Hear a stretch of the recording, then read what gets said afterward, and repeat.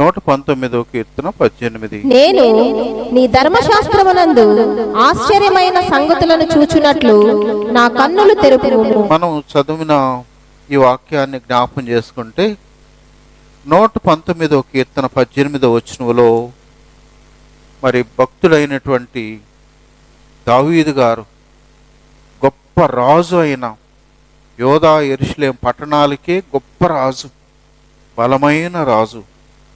ఆయన వాక్యాన్ని ధ్యానిస్తూ చేసిన ప్రార్థన ఏందో తెలుసా? నీ ధర్మశాస్త్రమునందు ఆశ్చర్యమైన సంగతులను చూసినట్లు నా కన్నులు తెరువు అన్నాడు. దేవుని బిడ్డలారా, మనం వాక్యాన్ని చదువుతూ ఉంటాం. నువ్వు ఎంత ఫాస్ట్గా చదివేవు అనేది నేను అడగట్లా, ఎన్ని అధ్యాయాలు నువ్వు రోజు చదువుతున్నావని నేను చెప్పట్లా. చదివే ఆ కొంచెం అయినా నీకు మైండ్కి అర్థమైతే అది నీకు ఆశీర్వాదం, అది నీకు మేలు. అర్థం లేని చదువు అర్థమైనట్లు, అర్థం కాకుండా నువ్వు ఎంత చదువుతూ ఉంటే. అందుకని కొంతమంది అంటారు, చదువు మాకు అర్థం కావట్లేదు అన్నాడు. పైపెచ్చు చదువుదాము అని బైబిల్ పట్టుకుంటే నిద్ర వచ్చేస్తుంది.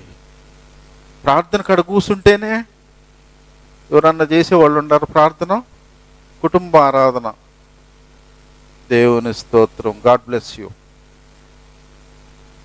కుటుంబ ప్రార్థనలో కూర్చున్నప్పుడు నిద్ర వచ్చేస్తుంది. ఎందుకు? అంతటిదాకా నిద్రే లేదు కదా, అందరిదాకా బాగానే ఉంది కదా. అందుకని అపవాది, అందుకని మా వల్ల కావట్లేదు బైబిల్ చదవాలంటే మాకు నిద్ర వచ్చేస్తున్నాము. నువ్వు వస్తుంది మరి, అది జీవవాక్యం, అది జీవము గల దేవుని వాక్యం. అది ఆ వాక్యాన్ని చదువుతుంటే ముందు అపవాది కార్యమే జరుగుతుంది. అందుకని ఎడ్వర్డ్ విలియం గారు ఏం చేశారో తెలుసా? వాక్యాన్ని బైబిల్ ఇటు పట్టుకోగానే నిద్ర వస్తుందంట. దాన్ని తొలగించుకునే దాని కొరకు మరి రోజుకి 18 గంటల లెక్కన, ఎన్ని గంటలు అంటే అవి రిమైనింగ్ ఎంత? 6 గంటల సేపట్లో నిద్ర, మిగతా కార్యక్రమాలన్నీ పూర్తి చేసుకొని రోజుకు 18 గంటల్లో 9 రోజుల్లో చదివేసాడంట. అంటే ఏముంది? అర్థమైందే కాదు, చదవటం అలవాటు కావాలా.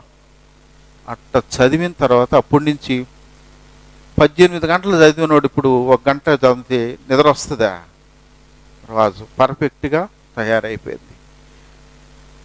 ఇంకొకటి కూడా, నా అనుభవం కూడా మీకు చెప్పాలంటే, నేను ఇంటర్మీడియట్ చదివేటప్పుడు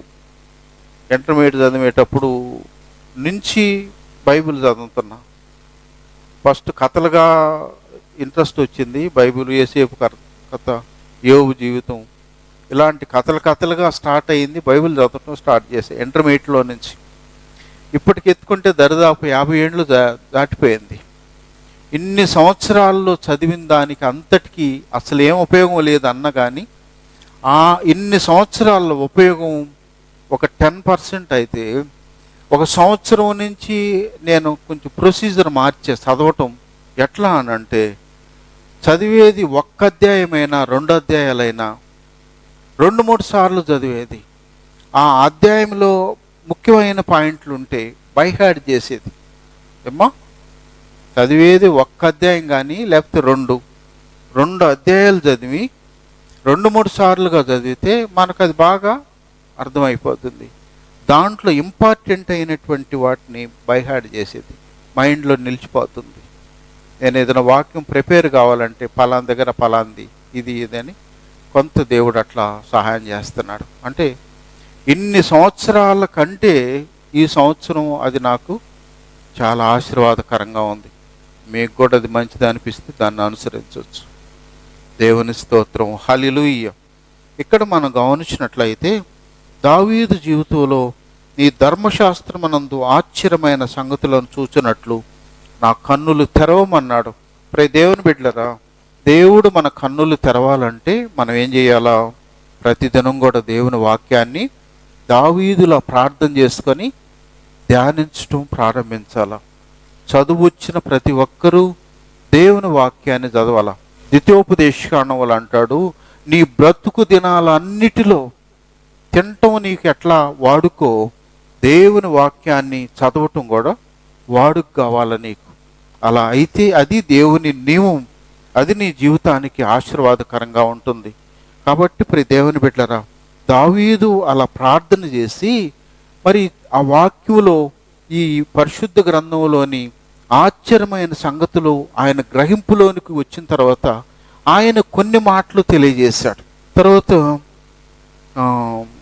మనం ఈ 119:11 అంటాడు, నీ ఎదుట నేను పాపము చేయకుండానట్లు నా హృదయములో నీ వాక్యం ఉంచుకొని ఉన్నాను అన్నాడు.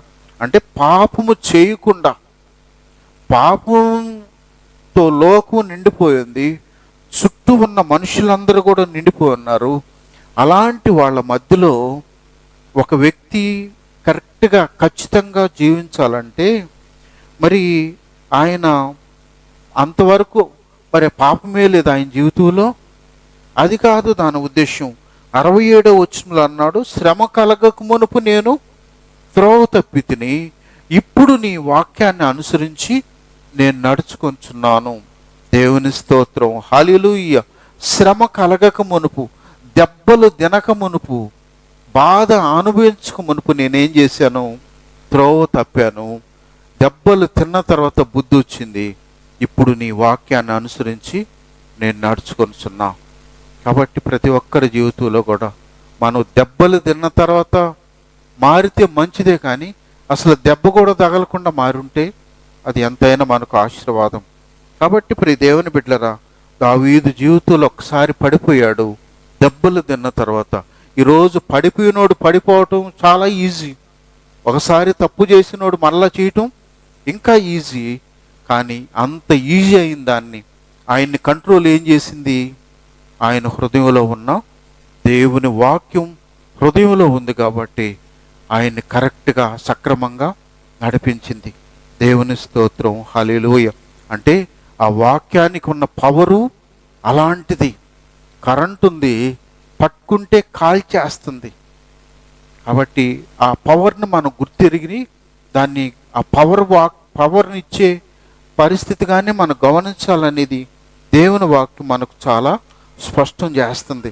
ఈ వాక్యం హృదయంలో ఉంటే పాపం చేయనీయకుండా ఎలా కంట్రోల్ చేసింది, దీనికి కారణం ఏంటి అని ఒకసారి మనం గమనించినట్లయితే హెబ్రీ పత్రిక 4:12 ఏమంటాడంటే, దేవుని వాక్యం బలమైనదై సజీవమై ఎటువంటి వాడిగల ఖడ్గము కంటే వాడిగా ఉండి ప్రాణాత్మలను మూలుగును విభజించినంత మట్టుకు దూరుతుంది అన్నాడు.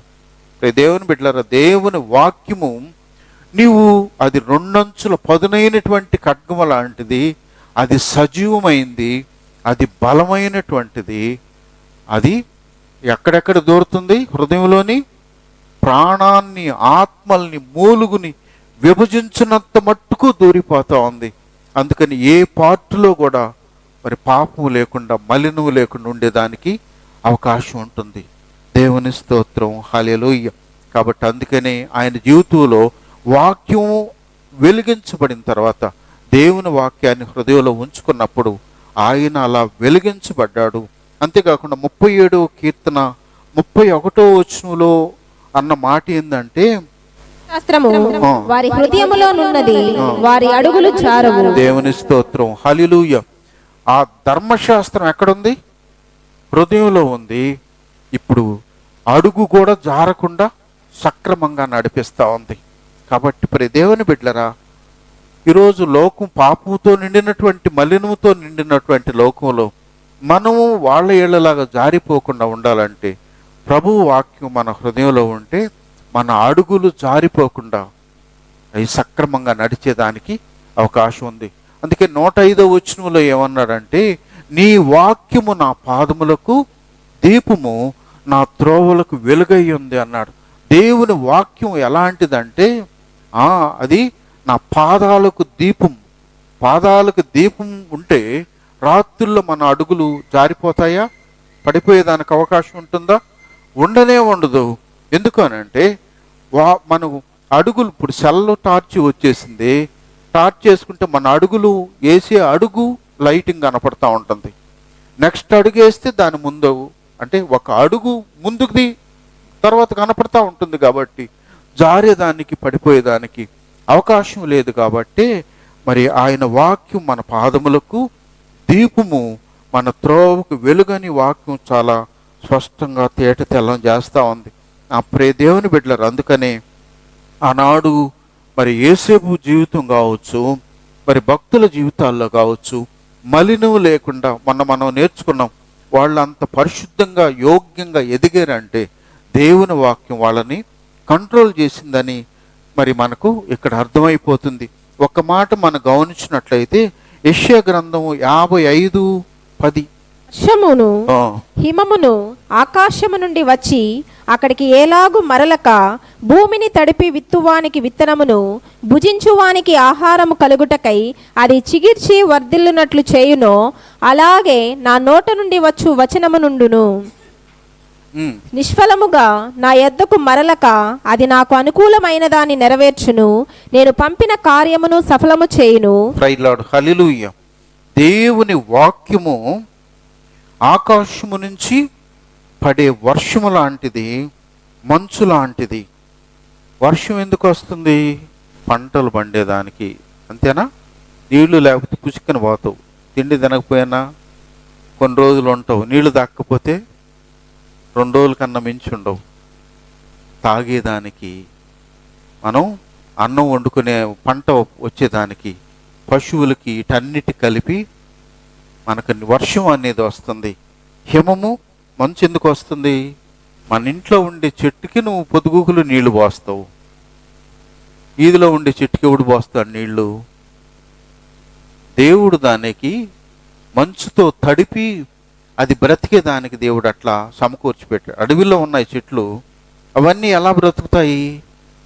అటన్నిటికీ దేవుడే వాటిని పోషిస్తుంటాడు. దేవుని స్తోత్రం, హల్లెలూయా.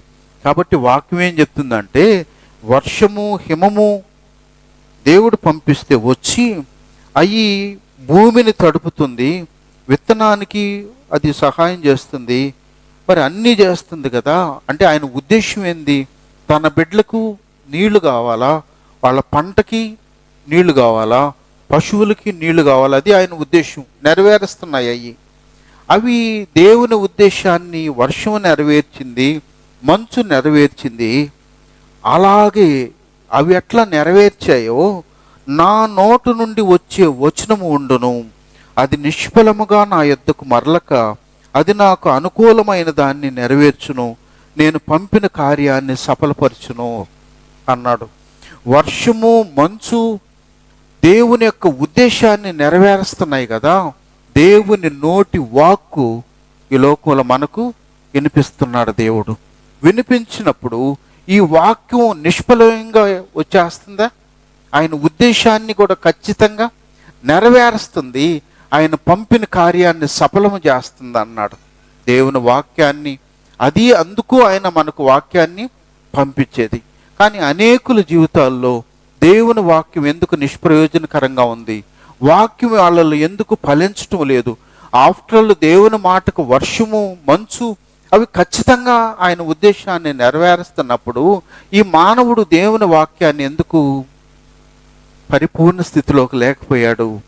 దీనికి కారణం ఏంటి? ఒకసారి మనం గమనిస్తే, దేవుని వాక్యం నీతో మాట్లాడుతున్నప్పుడు కూర్చొని నిద్రపోతే ఫలిస్తుందా? ఏమ్మా, వాక్యం నువ్వు కూర్చొని నిద్రపోతే నీళ్ళు ఫలిస్తుందా? ఏం చేయాలా? వినాలా. వింటే ఫలిస్తుంది. లేదు, కూర్చున్నావు నువ్వు పరధ్యానంగా ఉంటే, సెల్లు కూర్చొని నొక్కుతుంటే పనిచేస్తుంది ఆ వాక్యం? నువ్వు నిద్రపోయినా నీలో పనిచేయదు, నువ్వు సెల్ల నొక్కుతున్నా నీలో పనిచేయదు, పరధ్యానంగా ఆలోచిస్తున్నా కూడా వాక్యము పనిచేయదు. ఎప్పుడు పనిచేస్తుంది? అందుకని ద్వితీయోపదేశకాండం 28:1 అన్నాడు, నా మాటలు శ్రద్ధగా వింటే, దేవుని మాటలు శ్రద్ధగా వింటే దేవుని ఆశీర్వాదాలు నీ జీవితంలో వస్తాయి. కాబట్టి ప్రియ దేవుని బిడ్డలారా, నిష్ప్రయోజకరంగా ఆఫ్టర్ మంచు, వర్షమే మారినప్పుడు మనము మన జీవితాల్లో ఎందుకు నెరవేర్చడం లేదు వాక్యము? మన జీవితాల్లో ఎన్ని సంవత్సరాల నుంచి వాక్యం వింటున్నాం కదా, ఇంకా మన జీవితాల్లో ఎందుకు పరిపూర్ణ స్థితిలోకి రాకుండా మనం ఉన్నాము? లోపము దేంట్లో ఉంది? కాబట్టి దేవుని బిడ్డలారా, దేవుని వాక్యాన్ని వినేటప్పుడు ఆ వాక్యం మనకు హృదయంలోకి వెళ్ళేటట్లుగా మన మనస్సును, మన హృదయాన్ని సిద్ధపరచుకొని దావీదు భక్తుని జీవితంలో, అయ్యా నీ ఆశ్చర్యమైన మాటలు గ్రహించేదానికి నా వాక్యం నా మనస్సును తెరవమన్నట్లుగా, నువ్వు మందిరానికి వచ్చేటప్పుడు కూడా నీ ప్రార్థన ఏమై ఉండాలా? ఈ దినం వాక్యం నేను వినాలి ప్రభా, నా హృదయంలో ఫలింపు చేయండి నాన్న అని చెప్పి ప్రార్థన పూర్వకంగా ఆయనకి అడుక్కోవాలా. అడుక్కుంటే నీకు నిద్ర రానీడు. వచ్చి రాగానే నువ్వు కూర్చొని పరధ్యానంలోకి వెళ్ళిపోతే వాక్యం నీకు ఉపయోగం ఏంది? ఎన్ని సంవత్సరాలు నీ జీవితంలో వచ్చి కూర్చొని నిద్రపోయినా, కూర్చొని నువ్వు కాలక్షేపం చేసిన వాక్యంలో నీకు ఏమాత్రం ఉపయోగం లేనట్టు జీరో అయిపోతుంది. ఇప్పుడు ఒకరు జిమ్ముకు పోయి బాగా బస్కెళ్ళి చేస్తున్నాడు, నా బోటోడు కూడా ఆడు జిమ్ముకు పోయి కూర్చొని పేపర్ చదువుకొని వస్తున్నాను, వాడి కండలు తిరుగుంటాయి, నాకెందుకు ఇట్లున్నాయి అంటే ఇది ఎట్లా ఉంటుంది? వాడు ఆ టయాన్ని సద్వినియోగం చేస్తున్నాడు, నేనేం చేస్తున్నాను కూర్చొని పేపర్ చదివి వస్తే మరి అదే టైం నేను కూడా ఉన్నాను కదా, నాకెందుకు లేదంటే అదన్నమాట తేడా. దేవుని వాక్యాన్ని ఉన్న కాసేపు మనం సిద్ధపాటు కలిగి ప్రార్థన చేసుకోండి. నిద్రమత్త ఆత్మను యేసు నామములో గద్దిస్తున్నా అని చెప్పి నువ్వు గద్దించి మందిరానికి రావాలి, కానీ పరధ్యానంగా ఉంటే ఎట్లా ఎక్కుతుంది? నిష్ప్రయోజనం అయిపోతుంది. నిష్ప్రయోజనం అయిపోయి దేవుని ఉద్దేశము ఫలించకుండా పోతుంది. అందుకని అనేక భక్తిహీనులు తయారైపోతున్నారు. నామకార్థంగా ఎందుకు తయారైపోతున్నారు? నిర్లక్ష్యపూరితంగా ఎందుకు తయారైపోతున్నారంటే వాక్యం డైరెక్ట్గా వాళ్ళ హృదయంలో వెళ్ళట్లేదు. కాబట్టి దేవుని బిడ్డలారా, దేవుని వాక్యాన్ని మనము, దేవుని ఉద్దేశం మనకు పంపించడం ఉద్దేశం నెరవేర్చబడాలంటే మనం కూడా సిద్ధపాటు కలిగి ఉండాలనేది మొదటి మాట మనకు నేర్పిస్తుంది. రెండవ మాట మనం గమనించినట్లయితే మరి 14వ వచనం, 19-14 దొరికినట్లు నీ శాసనముల మార్గమును బట్టి నేను సంతోషించుచున్నాను. దేవుని స్తోత్రం, హల్లెలూయా. సర్వ సంపదలు దొరికినట్లు నీ శాసనాలను బట్టి నేను సంతోషిస్తున్నాను అన్నాడు. ఇంకొక మాట కూడా ఇక్కడ ఏమంటాడంటే 127వ వచనంలో బంగారు కంటెను అపరంజి కంటెను నీ ఆజ్ఞలు నాకు ప్రియంగా ఉన్నవి అంటాడు. ఇప్పుడు సర్వ సంపదలు కంటే, బంగారు కంటే, విలువైనటువంటి లోహాలన్నిటికంటే నీ వాక్యం నాకు ప్రియంగా ఉందంటే అర్థం ఏంటి? ఇప్పుడు డబ్బు అనేది ఉంది, బంగారం అనేది ఎంత విలువ ఉంది? అది ఉంటే మనకు ఈ లోకంలో హ్యాపీగా గడిపేస్తాం కదా, జల్సాగా గడిపేస్తాం కదా. కానీ ఒక పక్క ఈ బంగారం విలువైన వాటన్నిటిని పెట్టి రెండో పక్క ఈ వాక్యం పెడితే దీంట్లో నాకు ఎక్కువ సంతోషం ఉంది అన్నాడు దావీదు. అంటే ఆయన అంతగా వెలిగించబడ్డాడు. దీంట్లో లేనటువంటి సంతోషం దేవుని వాక్యంలో ఎట్లా అనుభవించాడు ఆయన? దానికి కారణం ఏంటి? ఒక మాట మనం గమనించినట్లయితే దేవుని బిడ్డల గుల్షాన్ ఎస్తేర్ అని పాకిస్తాన్లో ఆమె వాళ్ళు ముస్లిమ్స్, మరి వాళ్ళ నాన్న దర్గాలో పెద్ద, అలాంటి వాళ్ళు మంచి కోటీశ్వర్లు. చిన్న వయసులో ఆమెకు 2 కాళ్ళు పనిచేయవు. వాళ్ళ నాన్న ఏం చేస్తాడు, మరి దర్గాలు ఎక్కడెక్కడ ప్రపంచంలో ఎక్కడైతే ఉన్నాయో అటన్నిటికీ తిప్పుతాడు కూతుర్ని తీసుకెళ్ళి. అన్నీ తిప్పిన ప్రయోజనం లేకపోతుంది, హాస్పిటల్లో చూయించిన ప్రయోజనం లేకుండా పోయింది. అలాంటి పరిస్థితుల్లో ఒకసారి వాళ్ళ నాన్నకు బాగలేకుండా వచ్చినప్పుడు ఆయన ఏం చేస్తాడంటే కూతురికి పిలిచి చెప్తాడు, అమ్మా నీకు నేను కావలసినంత ఆస్తిని అందరికంటే నీకు ఎక్కువ ఇచ్చా, నువ్వు 100 మంది నౌకర్లను పెట్టుకోనైనా నువ్వేం చేయాలా, సంతోషంగా ఉండు అని కూతురికి చెప్పి తర్వాత కొంతకాలానికి చనిపోతాడు ఆయన. వాళ్ళకు 2 కాళ్ళు పనిచేయదు ఆ అమ్మాయికి. తర్వాత ఏం చేసింది, చనిపోయినప్పుడు వాళ్ళ నాన్న చనిపోయాడని ఏడుస్తూ ఉంటుంది, రాత్రులు కూడా ఏడుస్తూ ఉంటే ఒకరోజు స్వరం వినబడుతుంది, గుల్షాన్ భయపడొద్దు, దిగులు పడొద్దు, నేను నీతో ఉన్నాను అంటాడు. దేవుని స్తోత్రం, హల్లెలూయా. భయపడొద్దు అని అన్నప్పుడు ఈ స్వరం కొత్తగా ఉంది. ఎవరు అంటే అప్పుడు అంటాడు, నీ కోసం ప్రాణం పెట్టిన యేసును నేనే అన్నాడు. దేవుని బిడ్డలారా, ఎప్పుడైతే ఈ స్వరాన్ని వినిందో మరి ఆమెకి ఒక ధైర్యం వస్తుంది. మా నాన్న లేకపోయినా, మా అన్నలు నన్ను పట్టించుకోకపోయినా నాకెవరున్నారు? యేసు అని ఆయన ఉన్నాడు. దేవుని స్తోత్రం, హల్లెలూయా. అంటే ఆమె అంతకుముందు ప్రభువుని అసలు తెలియదు. వాళ్ళు తెలుసుకున్నా తెలుసుకోకపోయినా సృష్టి అంతా ఆయనదే కదా, సర్వమానవాళ్ళని ఆయనే కదా సృష్టించాడు. అలాంటి వాళ్ళు ఈరోజు బాధల్లో ఏడుస్తూ ఉంటే ఆయనే కనపడ్డాడు. మాట్లాడిన తర్వాత ధైర్యం వచ్చింది, ప్రభువు నాతో ఉన్నాడని. ఆ బుక్కులో సాక్ష్యం ఏందో తెలుసా? వాళ్ళు దినానికి 5 సార్లు 7 సార్లు నమాజ్ చేస్తారు. ప్రతిసారి ఆమె ఐవి చెప్పుకోకుండా పరలోక ప్రార్థన చేసేదంట. దేవుని స్తోత్రం, హల్లెలూయా. పరలోక ప్రార్థన చేస్తూ ఉండింది. ఒకసారి కొన్ని సంవత్సరాలు గడిచిన తర్వాత ఆమె నైటు మరలా స్వరం వినబడుతుంది. కళ్ళు తెరిచేలేక రూములో మధ్యలో ప్రభు ఉంటాడు, గొప్ప వెలుగుంటుంది. మధ్యలో ఉన్నప్పుడు అప్పుడు ఎవరు అంటది. నీకోసం ప్రాణం పెట్టిన యేసు నేనే అనంగాల్ని. అప్పుడు ఆమె సంతోషపడతా ఉంటే అప్పుడు అంటాడు, గుల్షాన్ రా అంటాడు. నాకు ఎట్లా వచ్చాను ప్రభా, నాకు కాళ్ళు లేవు కదా అంటే, నువ్వు రాగలవు రా అని ఆయన వెలుగు ఆమె మీద పడినప్పుడు ఆమె అక్కడి నుంచి పరిగెత్తుకొని వచ్చి ప్రభు పాదాల మీద పడిపోతుంది. రే దేవుని బిడ్డలారా, వాళ్ళ నాన్న కావలసినంత ఆస్తి ఇచ్చిపోయాడు. ఈ ఆస్తి ఈరోజు సంతోషాన్ని కలిగించిందా? ఈరోజు ప్రభు మాట సంతోషాన్ని కలిగించిందా? దావీదు అనుభవంలో చెప్పాడు ఏమని? వీటన్నిటికంటే, సర్వ సంపదల కంటే నీవిచ్చిన మాట నాకు ఎక్కువ సంతోషాన్ని కలిగిస్తుంది. దేవుని స్తోత్రం, హల్లెలూయా. నా ప్రియ దేవుని బిడ్డలారా, ఒకసారి మనం గమనించినట్లయితే సొలొమోను జీవితంలో దేవుని మీద పెద్ద భక్తి లేదు. ఆయన మరి లోకం మీద శరీరాశ, నేత్రాశ, జీవడంబాల మీద ఆయన పక్కకి వెళ్ళిపోయాడు. కానీ దావీదు జీవితంలో ఎంత భక్తి అంటే ధనానికి ఆయన ఇంపార్టెన్స్ ఇవ్వల. మీరు ఒకసారి మనం మొదటి దినవృత్తాంతాలు 29:3-4 వచనాల్లో చదవబడలేదు. అక్కడ ఏం చెప్తాడంటే దేవుని మందిరం కొరకు ఆయన ఆ మణుగులు బంగారం మణుగులు అంటే ఎన్ని కేజీలో మనకు తెలియదు.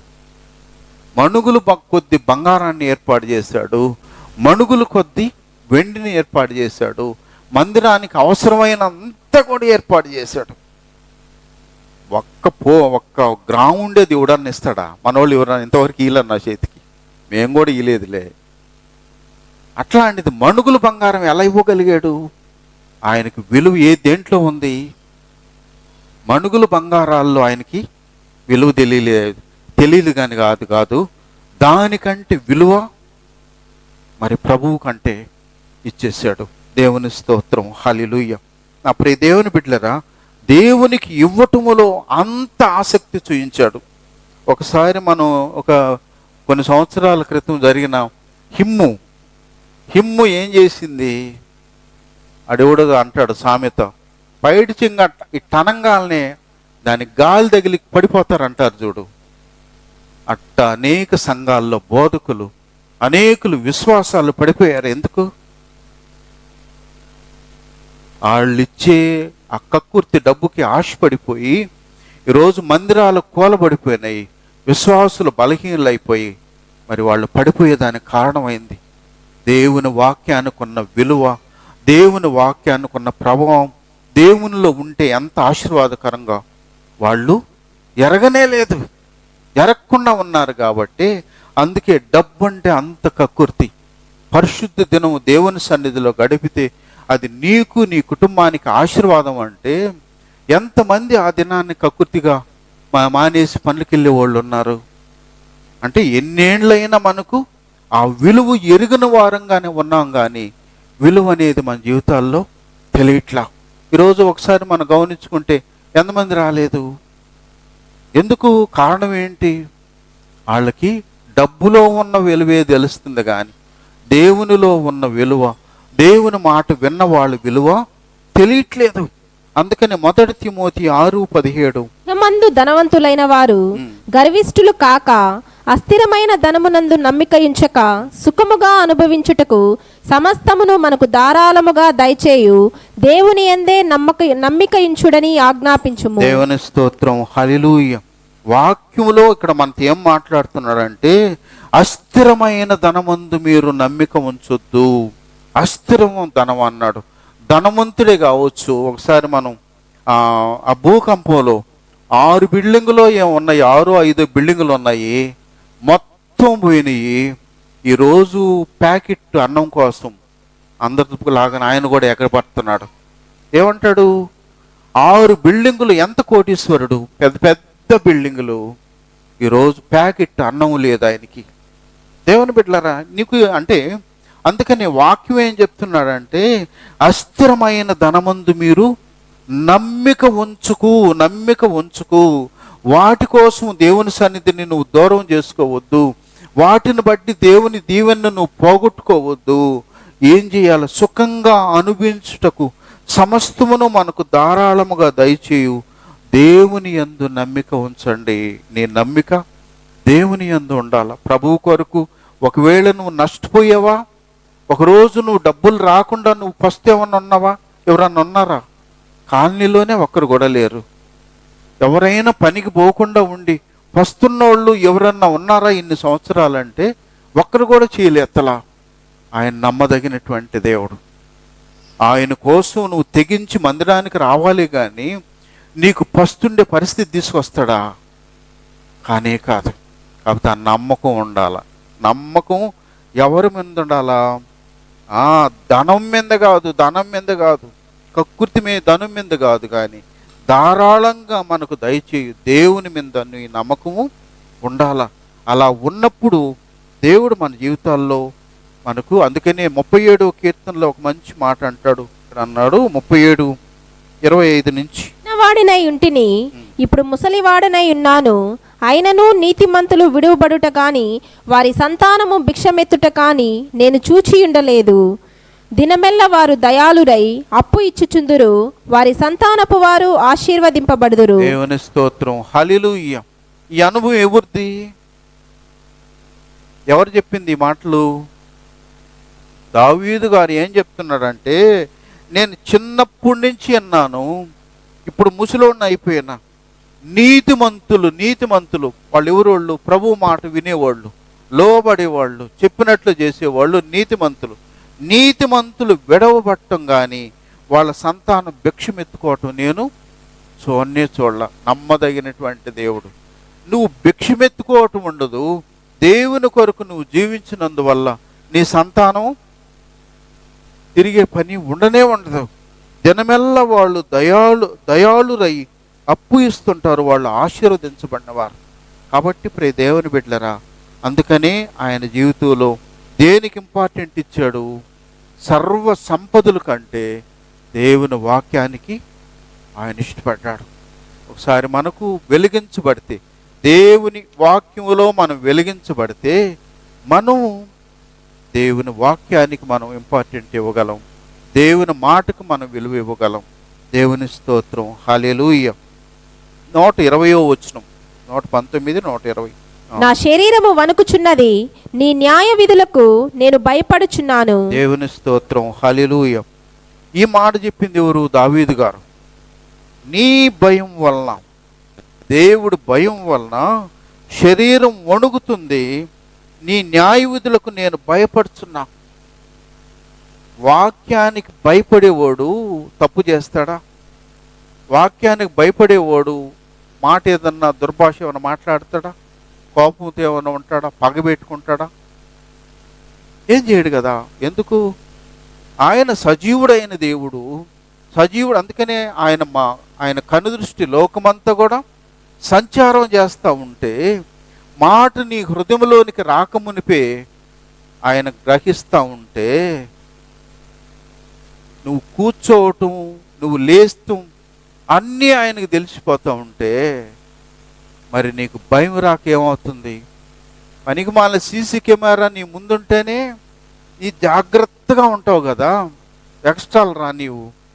మరి సీసీ కెమెరాలు కనిపెట్టిన మానవుడికి జ్ఞానం ఇచ్చిన దేవుడు ఎంత జ్ఞానవంతుడు. ఆయన దగ్గర నువ్వు ఎంత జాగ్రత్తగా ఉండాలా?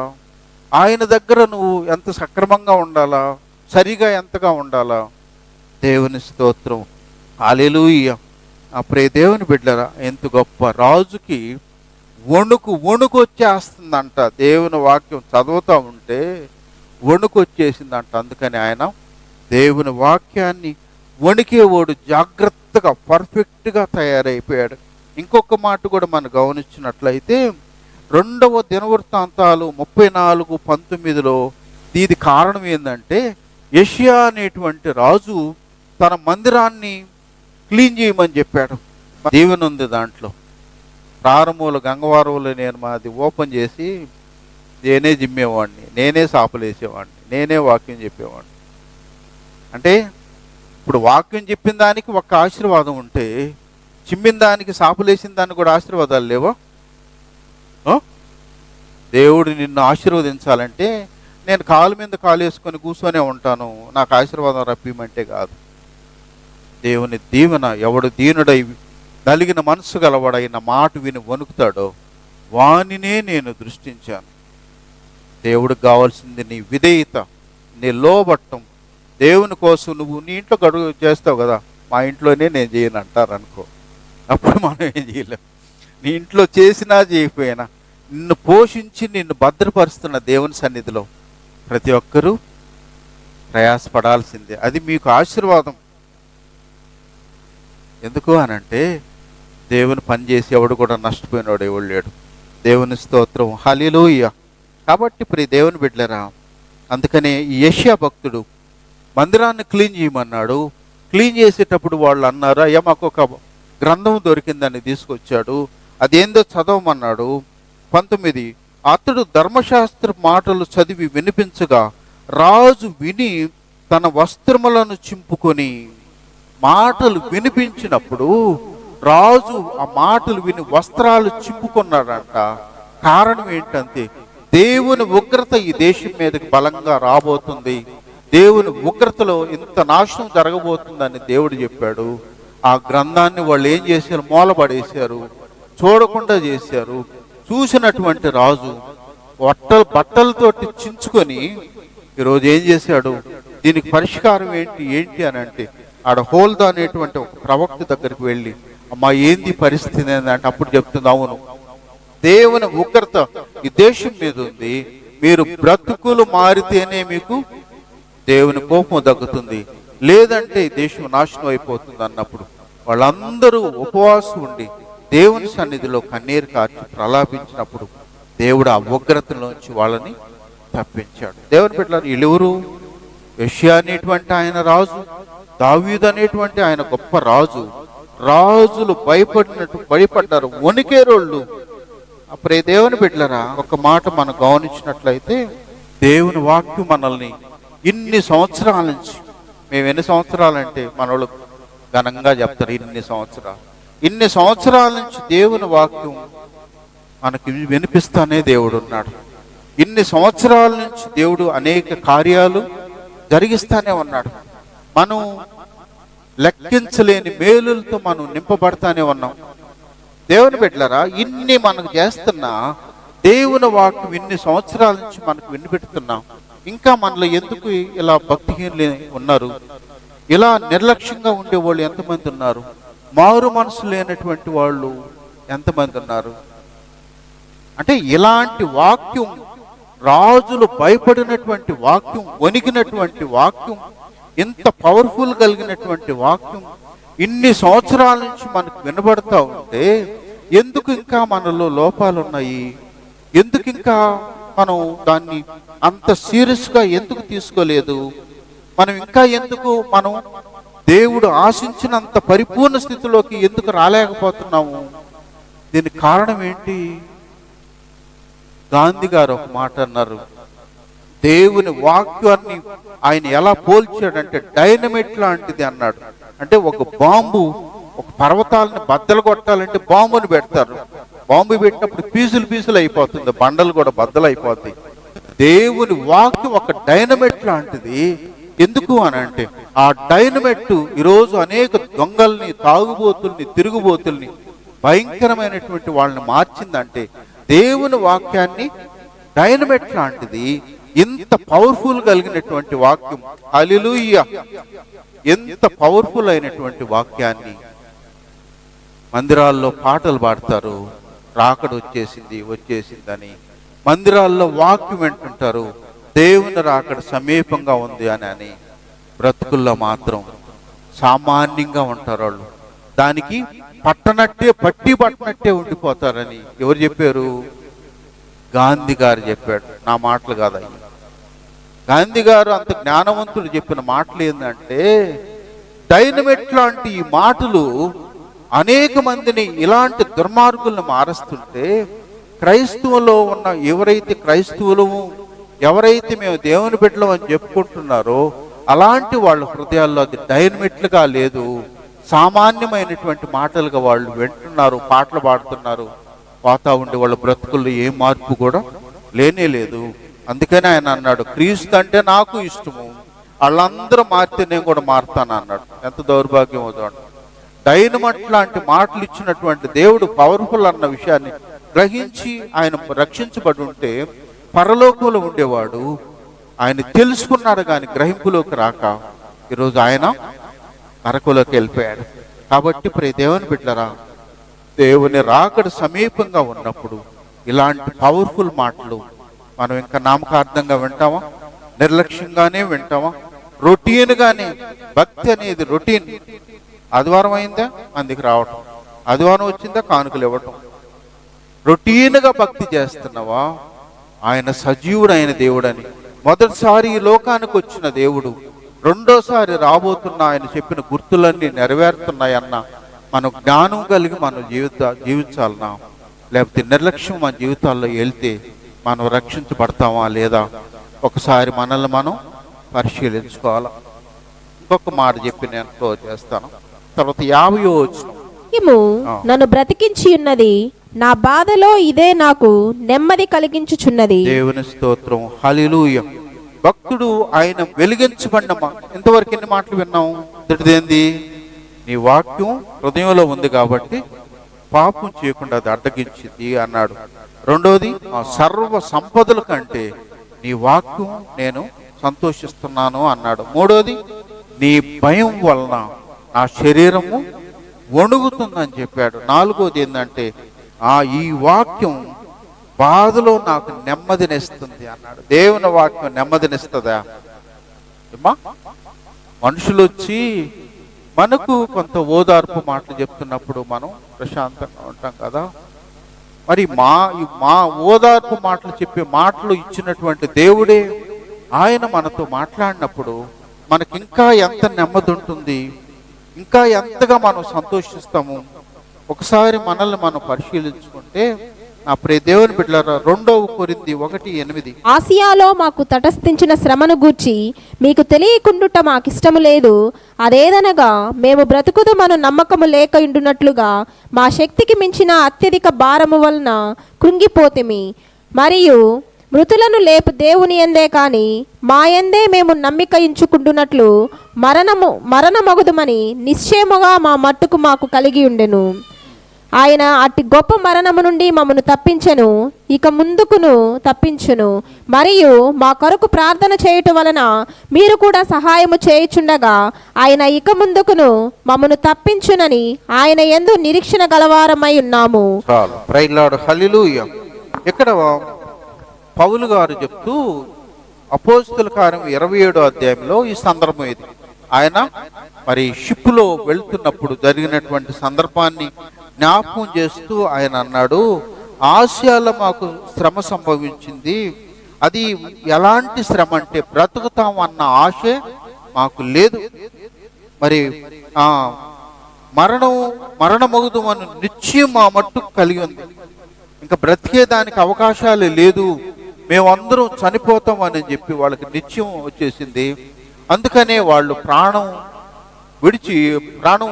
దానికి పోతుందనేటువంటి మా మనసుతో వాళ్ళు అక్కడ మీరు అపోస్తల కార్యం 27వ అధ్యాయంలో చదివితే అనేక దినాలు వాళ్ళు తిండి తినకుండా ఉండిపోయారట. ఎందుకు? చచ్చిపోతున్నాం కదా అనేటువంటి భయం వాళ్ళని వచ్చేసి, భయం వచ్చినప్పుడు అందుకే మరణమగుదు మనం నిశ్చయం మా మట్టు కలిగి ఉండెను. ఆయన అట్టి గొప్ప మరణం నుండి మమ్మను తప్పించును. దేవుని స్తోత్రం, హల్లెలూయా.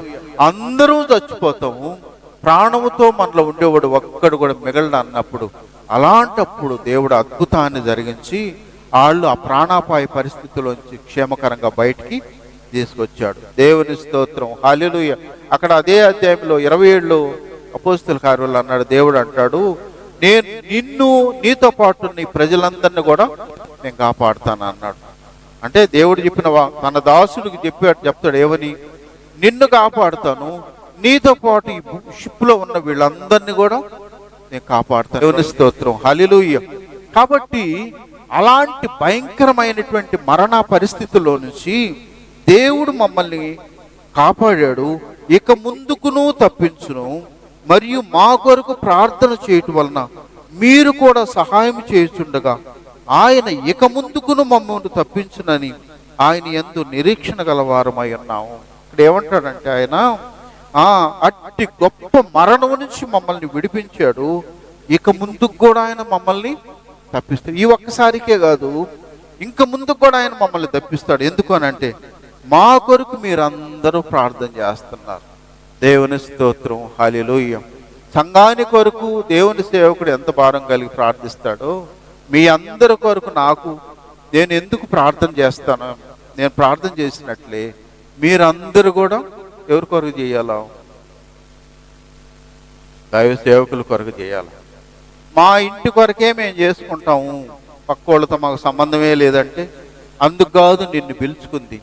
ఈరోజు నీ ప్రార్థన నాకు అవసరం అవుతుంది, రేపు నా ప్రార్థన మీకు అవసరం అవుతుంది.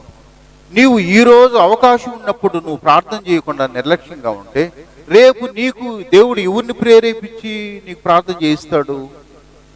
ఏమా న్యాయవంతుడు కదా ఆయన.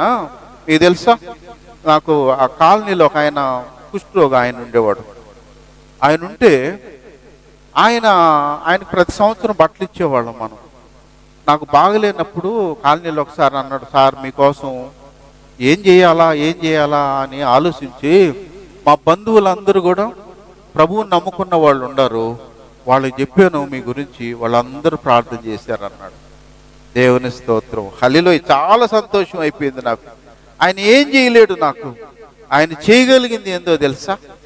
వాళ్ళందరికీ చెప్పి మీకోసం నేను ప్రార్థన చేయించాను అన్నాడు. అట్లా ఎంతో మందిని దేవుడు లేవనెత్తాడు. ఎంతో మంది ప్రార్థనే తిరిగి మరలా సజీవంగా నన్ను నిలబెట్టింది. దేవుని స్తోత్రం, హల్లెలూయా. ఇప్పుడు దేవుని బిడ్డలారా, అందుకనే వాక్యం ఏమంటుందంటే నా ప్రార్థన మీ అందరికీ మేలు జరుగుతుంది, మీ అందరి ప్రార్థన నాకు మేలు జరుగుతుంది. మనం ఒకరికొకరు మనం వాళ్ళ ప్రార్థించే వాళ్ళంగా మనం ఉంటే దేవుడు మన ప్రార్థనను బట్టి మనల్ని తప్పిస్తూ ఉంటాడు, విడిపిస్తూ ఉంటాడు, క్షేమాన్ని ఇస్తాడు, సహాయం చేస్తాడు. స్వార్థపరులుగా ఎవరు ఉండకూడదు. నా కుటుంబం వరకే నేను అని గిరిగీసుకుంటే రేపు నీకు అవసరం వచ్చినప్పుడు ఆ గిరిలో నువ్వు ఒక్కరివే మిగిలిపోతావు. అందుకాదు దేవుడు నిన్ను ఆయన రక్తంతో కొనుక్కునింది, విమోచించింది. నీ కొరకు అందరూ ప్రార్థించినట్లే నువ్వు కూడా అందరి కొరకు ప్రార్థించడం అనేది దేవుడు మనకిచ్చిన భారం.